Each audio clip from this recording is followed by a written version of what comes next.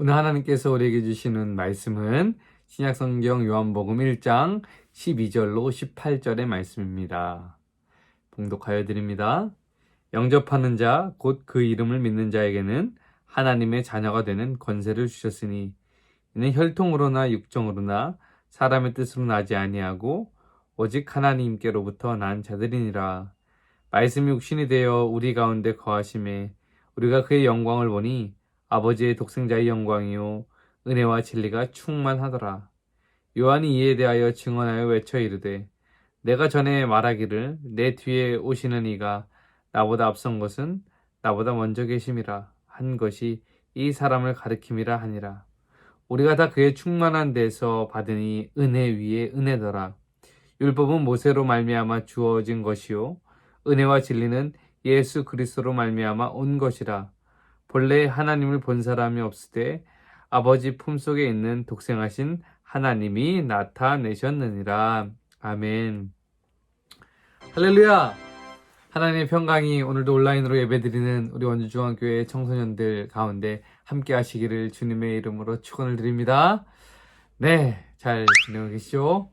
빨리 이제 코로나가 종식되어서 예배 자리에서 만났으면 좋겠어요. 여러분도 지금 뭐 계약하신 분도 있고 또 계약을 기다리는 친구들도 있는데 이제 저희 중고등부도 이제 온라인 예배에서 오프라인 예배로 전환하려고 준비하고 있습니다. 다음 주 정도면 그 날짜가 나올 텐데요.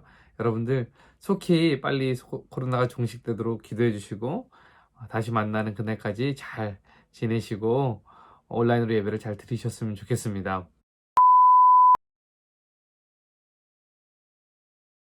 목사님이 예전에 몇 년 전에 드라마 하나를 되게 인상 깊게 본 적이 있는데 별에서 온 그대라는 드라마를 본 적이 있습니다. 너무 옛날 얘기인가요, 여러분들? 예, 전지현하고 김수현이 나오는 드라마인데 여러분들 시대의 사람들은 아닌 것 같아요. 근데 어쨌든 이 전지현하고 김수현이 나오는 드라마인데요. 거기에 보면 이 김수현이 참 이상한 사람으로 나옵니다. 자신이 400년 전에 인물이라고 하는 거예요. 그래서 지금 이 시대를 살아가고 있지만 자기는 자기의 별로 돌아가야 된다고 하는 거예요. 정상적인 생각으로 우리가 바라보면 참 이상한 일인데 어쨌든 이 인간 세계가 너무나 좋긴 하지만 김수현은 어쩔 수 없이 자기의 별로 돌아가야 한다는 그 눈물 때문에 김수현의 눈물 때문에 많은 여성들이 울었던 기억이 있습니다. 그래서 보면서 참 이게 무슨 허무맹랑한 이야기인가 저는 그런 생각을 하기도 했는데요. 저는 그 드라마를 보면서 한 가지 이런 생각을 하게 되었습니다. 사람들에게는 모두에게 출처라는 것이 있다라는 것을 생각하게 되었어요. 우리가 돌아가야 될 곳이 어디인지, 우리의 처음 시작이 어떻게 되었는지, 이것은 바로 우리의 존재의 문제와 아주 밀접하게 연관이 되어 있습니다. 출처의 문제, 그리고 우리 처음 시작의 문제, 그리고 우리 존재에 대한 문제가요, 분명하게 정리되지 않으면 우리는 인생을 살아가면서 큰 혼란을 겪게 됩니다. 특별히 나의 존재에 대한 명확한 해답을 이 청소년기에 찾지 못하면요, 우리는 인생의 중요한 고비고비마다 제대로 방향을 잡고 걸어갈 수가 없습니다. 특별히 신앙을 가진 사람들에게는 너무나 중요한 문제입니다. 나의 존재는 무엇인가? 나는 어디로부터 왔는가? 사랑하는 원주중앙교회 청소년부 친구들이 여러분들의 출처와 여러분들의 시작이 어디인지 분명히 알았으면 좋겠습니다. 성경은 오늘 우리의 출처에 대해서 본문 말씀을 통해서 이렇게 얘기를 하고 있어요. 본문 12절에서 13절의 말씀입니다. 영접하는 자, 곧 그 이름을 믿는 자들에게는 하나님의 자녀가 되는 권세를 주셨으니 이는 혈통으로나 육정으로나 사람의 뜻으로 나지 아니하고 오직 하나님께로부터 난 자들이니라. 여러분, 우리의 출처가 어디래요? 하나님께로부터 난 자들이다. 우리가 하나님의 자녀가 되었다는 것입니다. 여러분의 출처가 어디예요? 우리 아버지는 천지를 만드신 하나님이시고 우리는 그 하나님의 자녀됨으로 이 땅을 살아가는 영광을 갖게 되었다고 요한복음은 이야기하고 있는 거예요. 오늘은 저희가 이제 요한복음의 말씀을 읽었는데 요한복음은 여러분 혹시 몇 년도에 기록된지 아세요? 뭐 알 수가 없겠죠. AD 85년에서 90년 그 사이에 기록된 것으로 보고 있습니다. 그러면 하나 더 물어볼게요. 요한복음은 여러분 누가 썼을까요? 예. 요한복음은요. 요한이 썼죠. 그렇죠? 예. 사도 요한이 요한복음을 기록했습니다.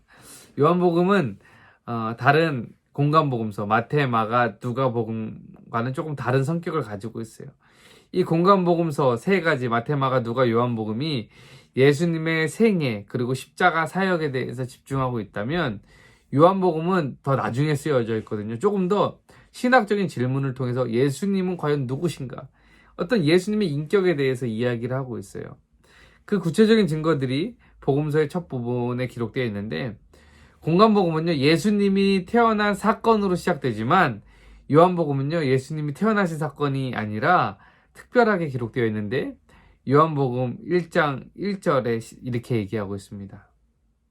태초에로 시작되고 있습니다. 태초에. 왜 요한복음을 기록한 요한이 요한복음의 시작을 태초에로 시작했을까? 예수님께서 하나님과 함께 태초에 함께 계셨다는 것을 강조하기 위해서예요. 그래서 이 요한복음이 전하려고 하는 메시지가 분명해졌습니다. 무엇입니까? 예수님은 태초부터 삼위일체의 하나님으로 함께 계셨는데 우리의 죄의 문제를 해결해 주기 위해서 이 땅에 인간의 모습을 입고 오셨다는 것을 강조하기 위해서 이 부분을 기록한 것이죠. 그것이 바로 우리가 말하는 복음이라는 거예요. 이 요한복음의 첫 부분의 이야기를 우리가 파헤치면서 오늘 본문을 통해서 우리는 세 가지의 큰 깨달음을 얻게 되는데 오늘 저는 그 은혜, 우리가 생각하는 그 은혜를 세 가지 법칙으로 정리하려고 합니다. 어떤 법칙이냐면 PLF의 법칙이에요. 누가 만들었을까요? 제가 만들었어요. 제가 만들었어요. PLF의 법칙. 복음에 대해서 세 가지 법칙으로 설명을 하는 겁니다. 첫 번째로 이 복음의 이야기는 프레젠트, 선물이라는 것입니다. 여러분 선물 좋아해요? 전 너무 좋아해요. 선물 싫어하는 사람이 어디 있겠어요? 다 좋아하지. 근데 여러분 우리가 예수님을 믿는 그 은혜는요, 우리가 무엇을 해서 열심히 해서 얻어지는 결과물이 아닌 것입니다. 은혜는요, 하나님께서 우리에게 거저 주신 거예요. 선물로 주신 거예요. 이 은혜라는 단어를 헬라어 원어에 보니까 카리스라는 단어를 쓰는데 이 카리스라는 단어는 일반적으로 어떤 아름다움이나 갑작스러운 호의를 말할 때 사용되는 단어였습니다. 그런데 그것을 그리스도인들이 이 단어를 선물의 의미를 강조하기 위해서 차용했어요. 그래서 우리를 용서해 주시고 십자가로 구속해 주신 그 구원의 은혜, 그 사건, 그 선물을 카리스라는 단어를 사용해서 우리에게 설명하고 있습니다. 이 은혜의 선물은요, 누구에게나 공정하게 주어졌어요. 잘생긴 사람, 못생긴 사람, 나이가 많은 사람, 적은 사람, 남자, 여자, 노인, 어린이 구분할 이유 없이 신분도 인격도 어떠한 것도 이 은혜 앞에서는 제한될 수 없는 것입니다. 그래서 누구에게나 공평하게 주어진 것이 은혜입니다. 우리에게 주어진 은혜는요, 하나님께서 우리에게 거저 주신 가장 큰 하나님의 선물이라는 것입니다. 많은 사람들이 이 구원이 선물로 주어져서 당연하게 여겨요. 그러나 여러분, 이 선물을 당연하게 여기서는 안 됩니다. 이 선물은요, 예수님께서 십자가에서 하나님의 공의와 자비를 이루시려는 핏값으로 얻어주신 거예요. 왜 구원의 이야기를 여러분 선물로 출발할까요?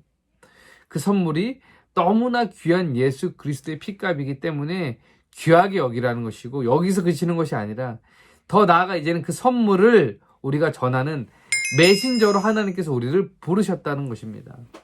그리스도인들은요, 이 은혜를, 구원을 선물로 받은 것에서 그치는 것이 아니라 이제는 그 선물을 전달하는 사람이 되어야 됩니다. 사도 바울은요, 자기의 서신서에서 이렇게 얘기했어요. 주는 것이 받는 것보다 복되다라고 얘기를 했어요. 여러분 은혜 받으셨습니까? 구원의 선물을 받으셨어요? 이제는 그 선물을 전하러 가시기 바랍니다. 여러분 선물을 받는 것도 좋은데 선물을 줄 때의 기쁨도 참 커요. 저는 여러분들이 그 복음의 그 선물을 받는 것뿐만 아니라 전하는 큰 기쁨을 누리는 여러분들의 삶이 되시기를 주님의 이름으로 축원을 드립니다. 예, 두 번째로 복음의 이야기는요, love, 사랑이라는 것이죠. L이에요, L. 은혜는요, 사랑을 통해서 굳건해진다고 제가 지난번 설교 때 말씀드렸어요. 우리가 근데 보통요, 예수 그리스도의 십자가의 사랑으로 시작을 했는데 그것이 습관이 되는 경우가 많아요. 신앙 생활을 하다 보면은 우리가 은혜로 시작했는데요, 우리가 율법으로 마칠 때가 많다는 것입니다. 주일 성수를 기쁨으로 해야 되는데 주일날 예배 들어가는 게 막 마음의 감동으로 해야 되는데 때로는 억지로 해야 되는 숙제와 같이 여길 때가 있죠. 여러분, 이 율법에 빠져서 사는 대표적인 사람들이 있는데 어떤 사람들이에요? 예, 바리새인들이에요. 그래서 예수님께 책망받았죠. 여러분, 모태 신앙인들도 이러한 잘못된 방향으로 빠질 수 있습니다. 저도 모태 신앙인들인데, 아니 부모님이 예배 가라고 하니까 열심히 신앙생활 했고요. 부모님이 헌금하라고 하니까 헌금했어요. 그런데 중고등학생 때까지는 이것이 가능한데, 여러분, 대학생이 되면서 이제 자유의 몸이 됩니다. 그러면 신앙의 훈련이 제대로 되지 않은 모태 신앙인들은요, 교회를 떠나는 거예요.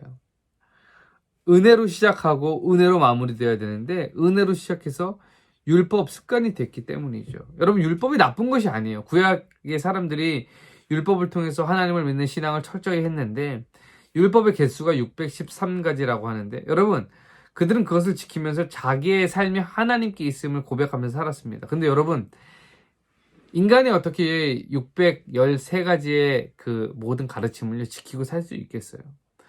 율법은요, 우리에게 깨달음 하나가 주는데 그건 뭐예요? 우리가 연약한 죄인이라는 것을 깨닫게 해주는 역할을 율법이 하는 거예요. 율법적인 사고로 신앙생활을 하게 되면 나 자신에 대한 한탄만 하다가 끝이 납니다. 아, 난 왜 이 모양이지? 난 왜 이렇게 할 수 없지?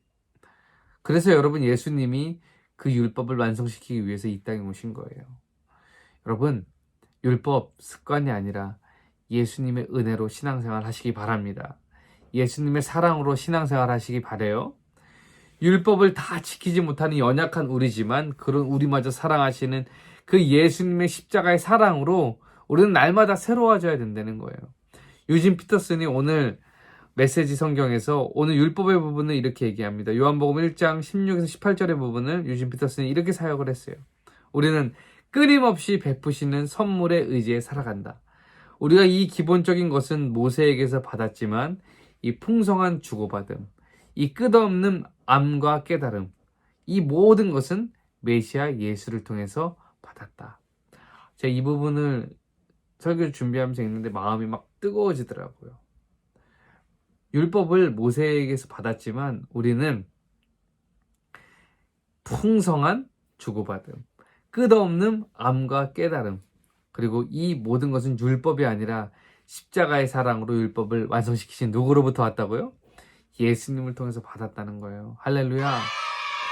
신앙생활할 때 여러분, 습관으로 절대 하면 안 됩니다. 여러분, 예수님의 사랑으로 하는 것입니다. 그때 우리는 비로소 이 율법의 법을 벗어나서 하나님 안에서 누리는 풍성한 은혜를 우리는 누리게 될 줄 믿습니다. 율법이 아니라 사랑으로 신앙생활하는 여러분들의 인생이 되시기 바랍니다. 세 번째 복음의 이야기, F, 프리덤, 자유입니다. 앞에서 우리가 첫 번째는 선물이었고 두 번째는 사랑이라고 얘기했잖아요. 이 선물과 사랑의 결과는 어떻게 됩니까? 우리에게 자유를 허락한다는 거예요. 우리가 신앙생활을 통해서 누려야 될 것은 뭐냐면 이 자유함입니다. 여러분, 이 자유함이라고 해서 이건 방종이 아니에요. 내 멋대로 살아가는 무질서가 아닙니다. 오직 하나님 안에서 누리게 되는, 세상 사람들이 경험하지 못한 진정한 자유함이 이 가운데 있다는 거예요. 요한복음에서 또 그런 얘기를 하잖아요. 진리가 너희를 자유하게 하리라. 복음을 알면서 우리가 누리게 되는 가장 큰 기쁨 중에 하나가 바로 이 자유라는 것입니다. 저는 이 자유의 가치를요, 어디에서 느꼈냐면 군대에서 느끼게 됐어요. 훈련소 5주간의 생활을 열심히 마치고 자대를 받았어요. 근데 평소에 하지 못한, 이 사회에서 하지 못한 경험을 군대에서 하게 되는데 쉽지가 않더라고요. 빨래도 해야 되고 심부름도 해야 되고 밤에 잠도 다 자지 못하고 근무도 써야 되고. 그래서 100일이 지났습니다. 여러분, 100일이 지나면요, 주어지는 큰 기쁨 하나가 있는데 그게 뭔지 아세요? 바로 100일 후가였어요. 저는 100일 휴가가 며칠 안 남은 그때부터 막 마음이 뛰기 시작했어요. 이제 진짜 며칠만 있으면 나는 밖에 나갈 수 있다.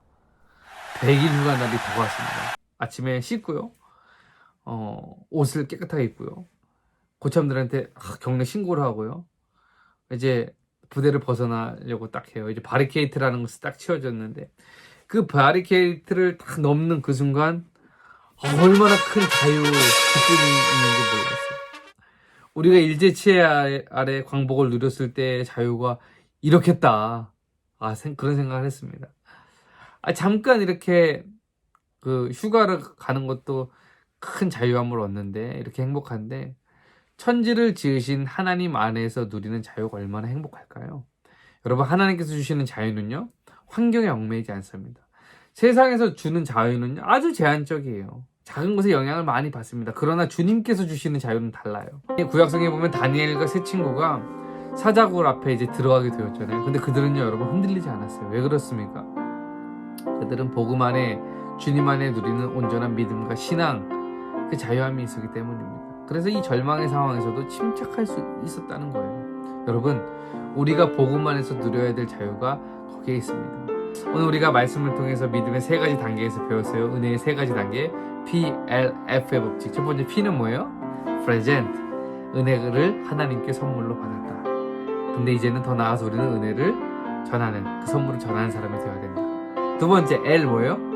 Love, 사랑이에요. 신앙생활은 율법이 아니라 사랑으로 이어져야 됩니다. 율법을 통한 신앙생활은 우리를 지키게 하지만 예수님의 사랑으로 시작했을 때 우리 삶 가운데 충분한 은혜가 넘치게 됩니다. 마지막 세 번째 F, Freedom. 이 선물과 사랑의 결과가 뭐다? 자유함이다. 세상에 줄 수 없는 그 자유함이 복음 가운데 있다. 우리는 그것을 누리고 살아야 된다. 그것이 하나님께서 기뻐하시는 신앙의 모습이라는 것을 배웠습니다. 여러분, 은혜로 시작한 신앙생활은요, 자유함으로 맞춰야 됩니다. 그러나 오늘날 우리의 신앙은요, 은혜로 시작해서 법으로 끝나는 경우가 많아요. 습관적인 형식적인 신앙생활로 맞춰지는 경우가 많습니다.